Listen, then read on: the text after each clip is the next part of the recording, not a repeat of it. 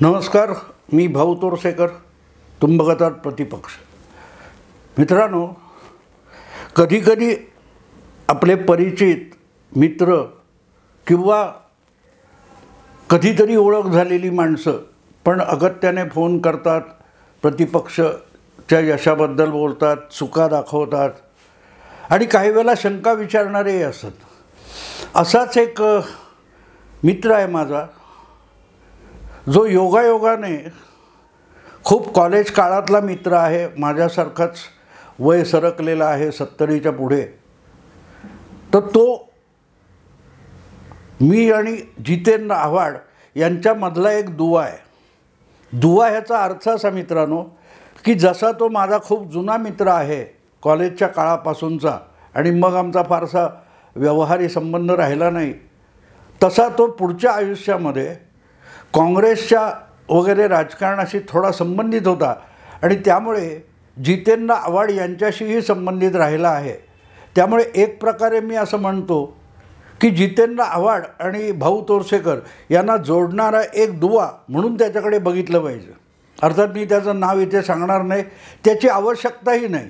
मुद्दा अशा माणसांनी आपल्याशी संपर्क साधून काही विषय काढला, चर्चा केली, तर त्यातून एखादा व्हिडिओचा विषय कसा मिळतो ते तुमच्या लक्षात यावं. विषय इतरत्रही असतात, पण मला विषय कसे मिळतात त्याचा हा एक नमुना आहे. रविवारी अचानक दिवाळीच्या पहिल्याच दिवशी या मित्राचा फोन आला आणि त्याने मला एक चमत्कारिक प्रश्न विचारला. चमत्कारिक अशासाठी की मला त्या प्रश्नाचं आकलन व्हायला वेळ गेला की हा नेमकं काय विचारतोय किंवा काय सांगतोय हेच माझ्या डोक्यात शिरत नव्हतं. पण एक 2-3 मिनटात जे काय आम्ही बोललो त्यातून चित्र स्पष्ट झालं. त्याने मला अचानक विचारलं, भाऊ तुला काय वाटतं, जितेंद्र आव्हाड हा उबाठा शिवसेनेमध्ये डायरेक्टली नेता होईल की उपनेता होईल? आता हा प्रश्न एकदम विचित्र आहे.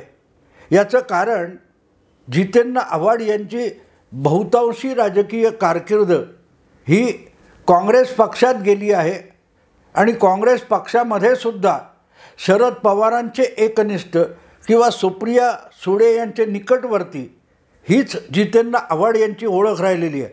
बाकीचा जो काय राष्ट्रवादी काँग्रेस पक्ष असेल, काँग्रेस पक्ष असेल, या सगळ्यापेक्षाही शरद पवार या व्यक्तीशी जितेंद्र आव्हाड कायम एकनिष्ठ राहिलेले आहेत. असे जितेंद्र आव्हाड हे उबाठा शिवसेनेत जाऊन नेता होतील की उपनेता होतील की ते आहेत तिकडे आणि त्यांची उद्धव सेनेमध्ये नेता किंवा उपनेता अशी कुठली त्यांना पदवी मिळेल, हा प्रश्न मला म्हणून चमत्कारिक वाटला. तर मी त्यांना पहिलं विचारलं की काय सांगतोस म्हटलं. जितेंद्र म्हटलं, खरोखरच बंटी तुझा लाडका हा उबाठा शिवसेनेत दाखल झाला की काय? तो म्हणाला, नाही, बिलकुल दाखल झालेला नाही, अजून झालेला नाही. पण जे काय मी घटनाक्रम ह्या दिवाळीच्या मोक्याच्या दिवशी बघतोय तो बघितल्यानंतर माझ्या मनात आता अशी शंका यायला लागली की लवकरच बंटी म्हणजे जितेंद्र आव्हाड हा उबाठा शिवसेनेत दाखल होईल. मलाही थोडा 2 मिनटं विचार केल्यावर ह्या शक्यतेमध्ये दम आहे असं वाटलं. आणि ज्यावेळेला मी एखाद्या अशा राजकीय नेत्यांचं आकलन वगैरे करण्याचा प्रयत्न करतो तेव्हा त्यांची पार्श्वभूमी, सध्याची राजकीय परिस्थिती, सध्याची राजकीय समीकरणं या सगळ्यांची गोळाबेरीज करायला लागतो. आणि मला या मित्राने व्यक्त केलेली शंका ही बहुतांशी तर्कशुद्ध वाटायला लागली की अजून तरी या क्षणी मी बोलतोय तेव्हा तरी जितेंद्र आव्हाड हे उबाठा शिवसेनेत दाखल झाले किंवा उद्धव ठाकरे यांनी त्यांच्या मनगटावर शिववंदन मानलं, त्यांच्या हातात मशाल चिन्ह असलेला भगवा झेंडा वगैरे दिला, अशी काही बातमी आलेली नाही. पण 12 तासापूर्वी जेव्हा ह्या मित्राने हा प्रश्न विचारला तेव्हापासून माझ्या डोक्यात हा विषय घोळतोय आणि मला तो शक्यतेच्या कोटीतला वाटायला लागला. आणि अर्थातच ज्यावेळेला अशा पक्षांतराच्या किंवा दुसऱ्या पक्षातून या पक्षात, या पक्षातून त्या पक्षात नेत्यांनी जाण्याच्या प्रक्रिया सुरू होतात तेव्हा एक गोष्ट लक्षात घ्यायला लागते की त्यातला एक गरजवंत असतो असं नाही.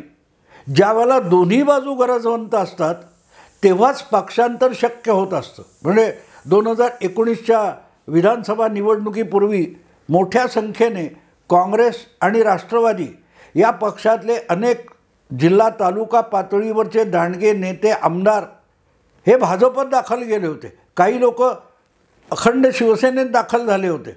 म्हणजे जणू काय काँग्रेस आणि राष्ट्रवादी या दोन्ही पक्षांना गळती लागली होती.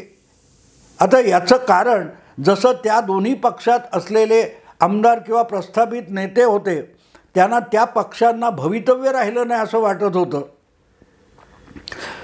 तरी त्यांचं भवितव्य उजळण्यासाठी भारतीय जनता पक्ष स्थापन झालेला नव्हता किंवा वाढलेला नव्हता.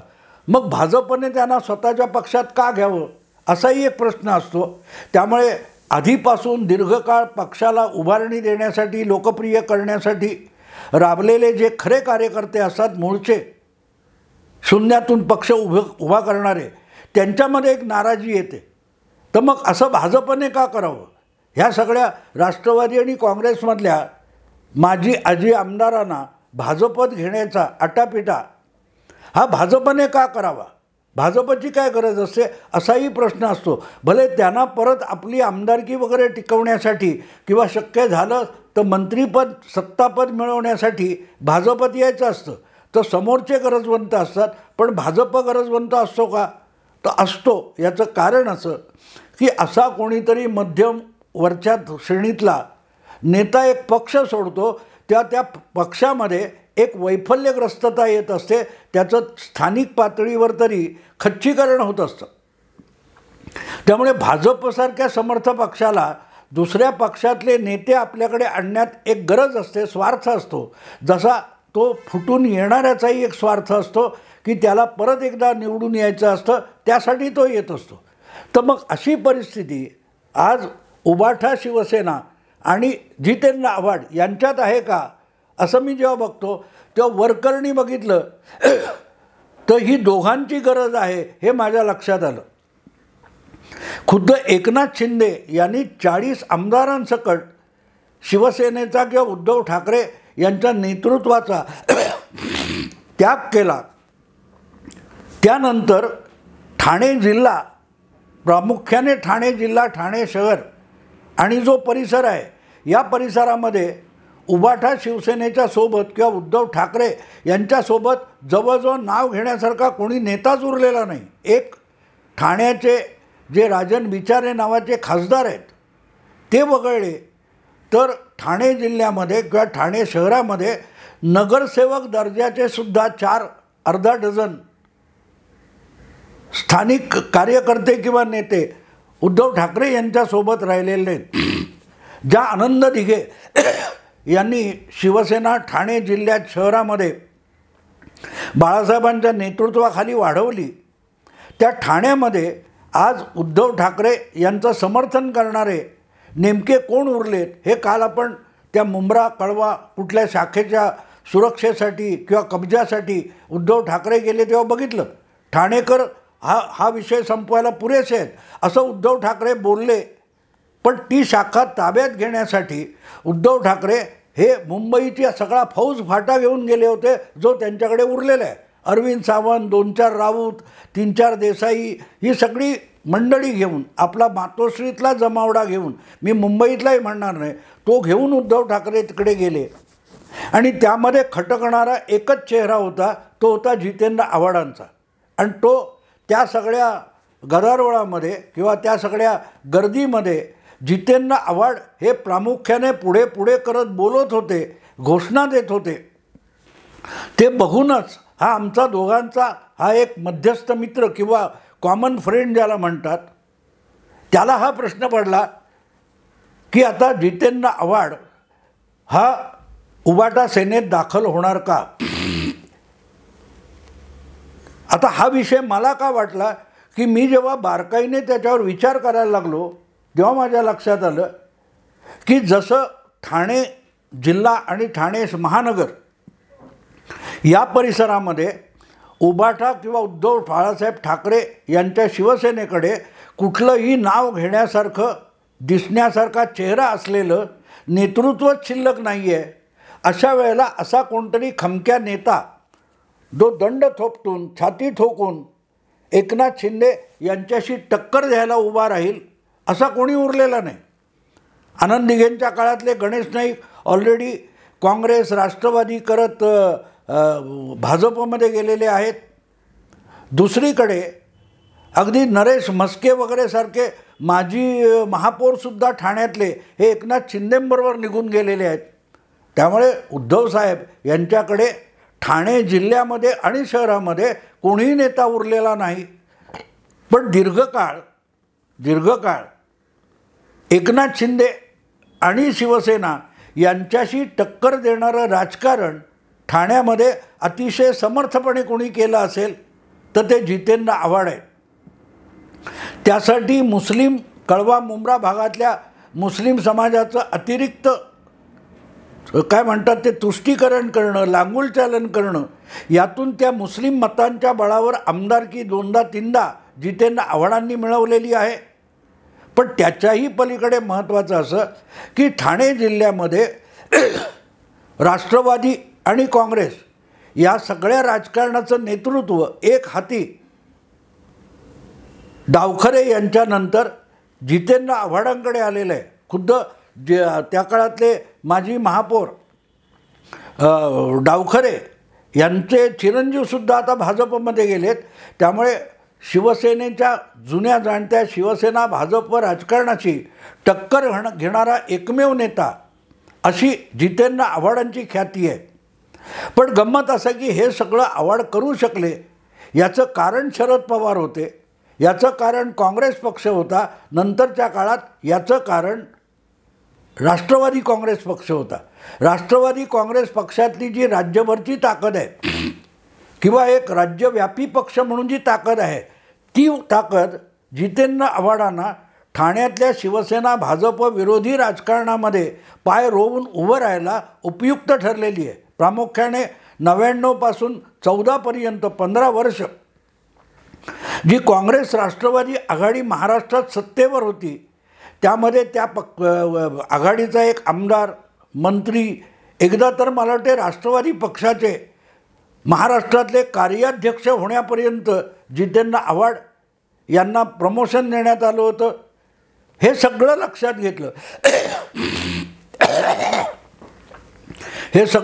घेतलं तर आणखीन एक बाब लक्षात घेतली पाहिजे की आज तोच राष्ट्रवादी काँग्रेस पक्ष फुटलेला आहे आणि त्या पक्षाची सगळी ताकद अजितदादांबरोबर गेलेली आहे आणि जितेंद्र आव्हाड यांना त्या बाजूला बिलकुल स्थान नाही आहे.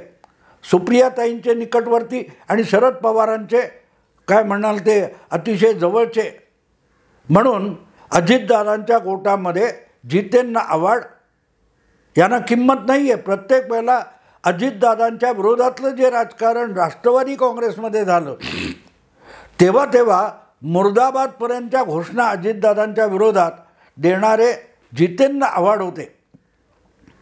आणि अशा राष्ट्रवादी काँग्रेसची जी उरलेली काय तुकडा आहे, सुळे पवार म्हणजे शरद पवार आणि सुप्रियाताईंबरोबरचा, ज्याच्यामध्ये जयंत पाटील आणि जितेंद्र आव्हाड हेच दोन प्रमुख नाव घेण्यासारखे नेते आज शिल्लक उरलेले आहेत. पण तोही गट हळूहळू करत डळमळीत होताना दिसतोय.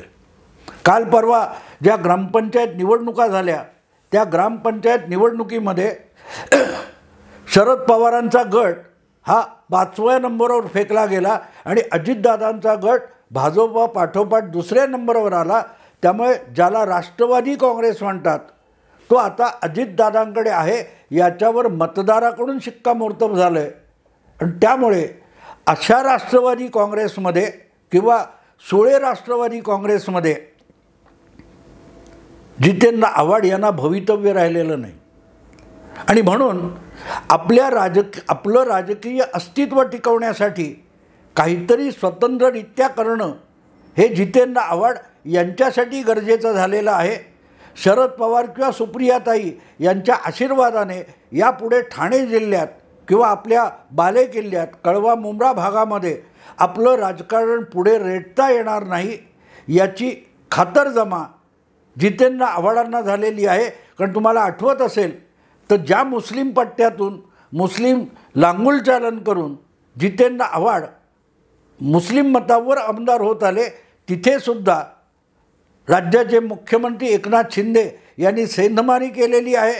तिथले 4-5 मुस्लिम नगरसेवक राष्ट्रवादीचे हे मध्यंतरी एकनाथ शिंदे यांचा वाढदिवस, त्यांच्या मुख्यमंत्रीपदाचा वाढदिवस या निमित्ताने पोस्टर लावताना दिसले आणि त्यावर जितेंद्र आव्हाडांचा फोटो नव्हता, अन्यथा तो नेहमी दिसायचा. ही सगळी परिस्थिती लक्षात घेतली तर उरलेल्या राष्ट्रवादी काँग्रेस पक्षात राष्ट्रवादी काँग्रेस पक्षाला सुळे पवारांच्या आता भवितव्य नाही, तर ज्या पक्षाला ज्या गटाला भवितव्य नाही त्यात राहून आपलं राजकीय भवितव्य धोक्यात आलं, ही जाणीव जितेंद्र आव्हाडांना झाली असेल तर नवल नाही. आणि मग गेल्या काही महिन्यांपासून जितेंद्र आव्हाड ज्या प्रकारे ठाणे जिल्ह्यात उबाठा शिवसेनेकडून जी आंदोलनं होतात, ज्या सभा होतात, जे काही कार्यक्रम होतात त्यामध्ये अगत्याने हजेरी लावताना दिसतात, ही वस्तुस्थिती सुळे पवार गटाच्या विकलांगतेशी जोडून बघितली पाहिजे. ज्या पक्षात आहोत आपण त्या पक्षाला स्वतःच्या पायावर देखील ठामपणे उभं राहता येत नाही, इतकी डळमळीत अवस्था आहे. तिथे राहण्यापेक्षा उबाठा शिवसेनेच्या कुबड्यांवर आपण उभे राहू असं जर जितेंद्र आव्हाडांना वाटलं असेल तर नवल नाही. आणि दुसरीकडे बघितलं तर एकनाथ शिंदे यांनी स्वतःला ठाणे जिल्ह्यामध्ये आधी समर्थ बनवलं आणि त्यानंतरच उद्धव ठाकरे यांचं नेतृत्व झुगारलेलं आहे. आता या सगळ्या पार्श्वभूमीवर काल परवा कळवा मुंब्रा भागातल्या ज्या शाखेचा वाद उकरून काढण्यात आला आणि तिकडे उद्धव ठाकरे आपला सगळा मुंबईतला मातोश्रीतला फौज फाटा घेऊन हजर राहिले आणि पोलिसांनाही दमदाटी करण्यापर्यंत त्यांनी मजल मारून युटर्न घेतला. त्या सगळ्या काळामध्ये उद्धव ठाकरे येईपर्यंत अनिल देसाई, अनिल परब वगैरे वगैरे मंडळी पोलिसांची हुज्जत करत होती. पण ज्यावेळेला उद्धव ठाकरे समोर आले तेव्हा त्यांच्या बाजूला आपला चेहरा दिसावा आणि आपण उद्धव ठाकरे यांच्या समर्थनासाठी उभे आहोत असं दिसण्याचा प्रयत्न आणि आटापिटा करणारा चेहरा हा जितेंद्र आव्हाडांचा होता. आणि म्हणूनच ते आमच्या दोन्हीकडल्या संयुक्त मित्राने हा प्रश्न मला विचारला की नेता की उपनेता, याचा अर्थ उबाठा शिवसेनेमध्ये लवकरच जितेंद्र आव्हाड दाखल होईल का, हा प्रश्न आहे. आणि ते मला शक्य एवढ्यासाठी वाटतं की ही उबाठा शिवसेनेत जाणं आणि तिथल्या कार्यकर्त्यांना जे काही उद्धव ठाकरे यांच्याशी एकनिष्ठ आहेत त्यांना नेतृत्व देणारा कोणी समर्थ नेता तिकडे नसेल तर ती जागा आपल्याला भरून काढता येईल, ती पोकळी आपल्याला भरून काढता येईल असं जितेंद्र आव्हाडांना वाटलेलं असू शकतं. आणि तितकीच ती गरज आपल्या पक्षामध्ये ठाणे जिल्ह्यात नेतृत्वाची पोकळी आहे याची जाणीव जितकी आव्हाडांना आहे तितकीच ती उद्धव ठाकरेंना असू शकते. म्हणून ज्या घाईगर्दीने सुषमा अंधारे यांना मराठवाड्यातून उचलून शिवसेनेत आणून थेट उपनेता करण्यात आलं, तशीच वर्णी जितेंद्र आव्हाड यांची का लागणार नाही. कारण ती जितेंद्र आव्हाडांची गरज आहे, पण तितकीच ती उद्धव बाळासाहेब ठाकरे यांचीसुद्धा गरज आहे. हे आपण विसरून चालणार नाही, विसरून चालणार नाही. त्यामुळे आणि त्यातच एक धक्कादायक गोष्ट अशी आहे की हा सगळा ठाण्याच्या मुंब्रा कळवा शाखेचा प्रकार घडत होता त्यावेळेला अचानक आपली रुग्णशय्या सोडून प्रतापराव पवार यांच्या घरी अजितदादा आणि शरद पवारांची भेट झाली. आणि जी काय थोडीफार भेट झाली, काही मिनटं असेल, काही तास असेल, त्यानंतर अजितदादा तडक दिल्लीला अमित शहांना भेटायला गेले. म्हणजे पवारसाहेबांचा आशीर्वाद घेऊन अमित शहांना भेटणं हे सगळं बघितलं तर शरद पवारसुद्धा दीर्घकाळ महाविकास आघाडी आणि इंडी आघाडीत राहण्याची शक्यता नाही आहे. ते सुद्धा अजितदादांबरोबर महायुतीमध्ये किंवा एन डी एमध्ये जाणार असतील तर त्या पक्षात सुद्धा आपल्याला म्हणजे अजितदादांच्या पक्षामध्ये जो पक्ष NDAमध्ये जाणार, महायुतीमध्ये आहे, त्या अजितदादांच्या पक्षात जितेंद्र आव्हाडांना स्थान नाही, तर मग त्या आधीच आपली कुठेतरी जागा ॲडव्हान्स बुकिंग करावी. म्हणूनही जितेंद्र आव्हाड हे कळवा मुंब्रा शाखेच्या कार्यक्रमात पुढे पुढे करत असू शकतील की बघा. आणि घोषणा त्यांनी काय घोषणा दिली आहेत बघा. उद्धव ठाकरे आगे बढ़ो हम तुम्हारे साथ है, राहुल गांधी आगे बढ़ो हम तुम्हारे साथ है, सुप्रिया सुळे आगे बढ़ो, शरद पवार आगे बढ़ो असं जितेंद्र आव्हाड म्हणाले नाहीत. त्यांनी उद्धव ठाकरे यांचं जितकं अगत्याने नाव घेतलं तितकंच राहुल गांधींचं घेतलं, पण सुप्रियाताई आणि शरद पवार यांचं नाव उच्चारलंसुद्धा नाही. दुसरीकडे उद्धव ठाकरे यांनी इथले स्थानिक आमदार पण आमच्यासोबत आहेत असं म्हणून आगामी विधानसभा निवडणुकीत उबाठा शिवसेनेतर्फे जितेंद्र आव्हाडांना उमेदवारी उबाठा सेनेची दिली जाईल याचं सुतोवाच केलं असंही म्हणता येतं. आणि म्हणून मित्रांनो, त्या माझ्या संयुक्त मित्राने, कॉमन फ्रेंड याने जो विचारलेला प्रश्न आहे तो एक विषय बनतो की जितेंद्र आव्हाड उबाठा शिवसेनेत जातील, पण मग त्यांना उबाठा शिवसेनेत कुठलं स्थान दिलं जाईल, उपनेता की नेता? कारण उपनेत्यापेक्षा नेता वरिष्ठ असतो आणि नेता आपोआपच उद्धव ठाकरे यांचा निकटवर्ती होतो. सुषमा अंधारे तो उपनेता आहेत, पण अरविंद सावंत, तुमचे संजय राऊत हे नेते आहेत, अनिल परब नेता आहेत. तसं मातोश्रीच्या किचन कॅबिनेटमध्ये जितेंद्र आव्हाडांना स्थान मिळेल की सुषमा अंधारे वगैरे पातळीवर त्यांना ठेवलं जाईल, हा माझ्या मित्राचा प्रश्न मला रास्त वाटतो. तुम्ही या बाबतीत विचार करा की परस्परांची गरज भागवण्यासाठी उबाठा आणि जितेंद्र आव्हाड किती काळात एकत्र येतील. मित्रांनो, आत्ता इथेच थांबतो. आवडलं लाईक करा, शेअर करा, सबस्क्राईब करा. नमस्कार.